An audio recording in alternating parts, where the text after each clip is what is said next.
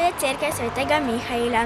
V njej je bil Plečnikov nečak Karl Matkovič, ki je bil v njej župnik. Prosil ga je tudi, če lahko nariše načrt in zgradi cerkev svetega Mihaila. Kapelica je bila prej kar v šolski učilnici. Prva maša je bila leta 1938. Preden stopimo v cerkev, je veliko stopnišče. Plečnik je bil pri gradnji zelo domiseln. V notranjosti ima svečnike narejene iz kamnih mlinčkov.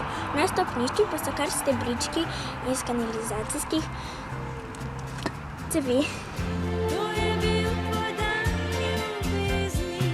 Plečnik je namesto zvona naredil gong.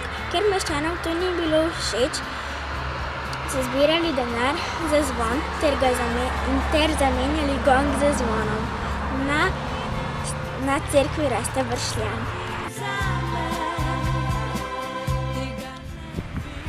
Ta cerkev je zelo zanimiva tudi zaradi stopnišča in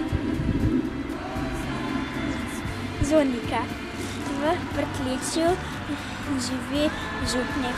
V prvem nadstropju pa poteka maša. Meni so najbolj všeč svečniki iz kamnih mlinčkov.